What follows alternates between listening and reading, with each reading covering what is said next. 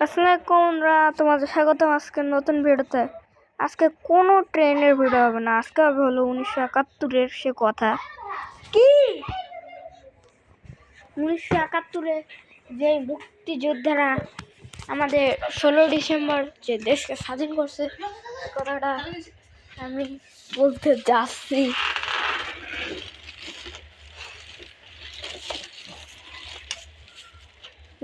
প্রথম কথা হলো এই দিনেই আমরা আমাদের দেশকে পেয়েছিলাম। এই দেশের নাম আগে ছিল হয়তো ইস্ট পাকিস্তান, কিন্তু এখন হয়েছে সেটা হলো বাংলাদেশ।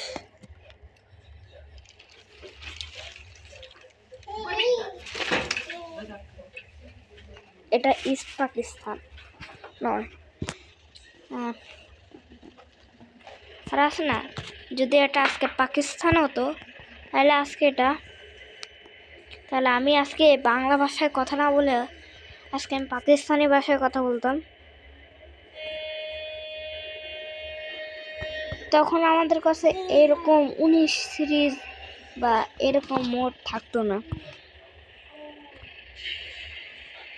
তখন আমরা এরকম কিছুই পেতাম না 19 তখন আমরা বাংলাদেশ ট্রেন জেটের জায়গায় পাকিস্তান ট্রেন জেট ভিডিও বানাতাম। যেই 7 জন আমাদের দেশের জন্য জীবন অনেক লোক যারা দেশের জন্য জীবন দিয়ে আমাদের দেশটিকে স্বাধীন করে আমাদেরকে একটি স্বাধীন রাষ্ট্র বানিয়েছে, তাদেরকে মন থেকে আমরা সম্মান জানাই। আজকে 16 ডিসেম্বর সব স্কুলে হয়েছে। তোমাদের স্কুলে কেমন হয়েছে আমাকে কমেন্ট করে জানিও। আর 16 ডিসেম্বর আমাদের মহান বিজয় দিবস, সেটা মনে রেখো। আমাদের বাংলাদেশের মানুষও কম না। আগামী নির্বাচনে তোমরা কাকে ভোট দিতে চাও আমাকে তোমার বলা লাগবে না। তোমার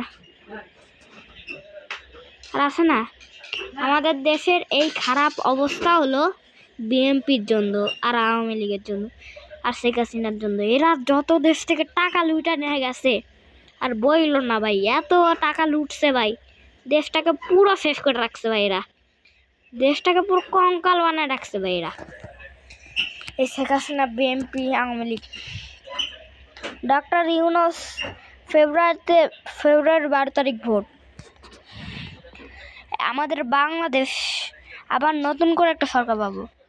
আর এই বিএনপি আর শেখ হাসিনার জ্বালা আমরা যে স্বাধীন রাষ্ট্রর স্বাদ খায়, মানে আমরা উপভোগ করতে চাই, সেটা আমরা পাইনি। আমরা পেয়েছি কি জানো, একটি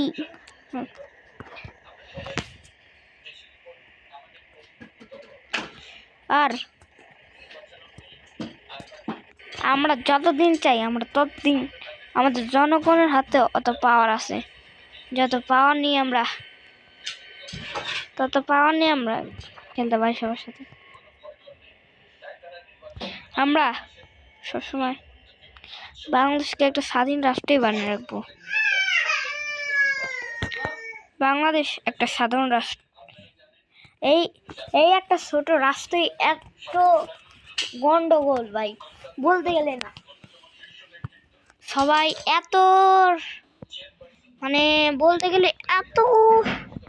আর শেখ হাসিনাকে পদত্যাগ করতে হয়েছিল 24 সাল, যখন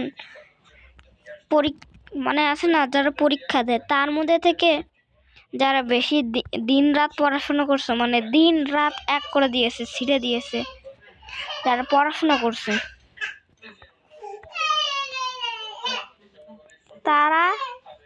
তাদের মধ্যে যারা কম পড়াশোনা করছে তারা চাকরি ধরে নেয়, আর যারা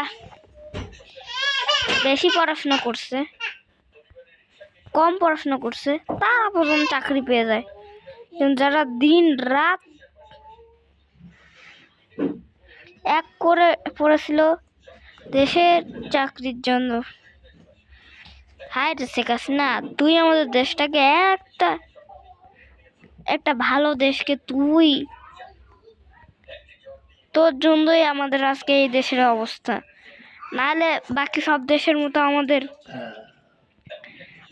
তা আমি হতাম, আমাদের অনেক ভালো ভালো শহর হতো, যেটা অনেকটাই খারাপের।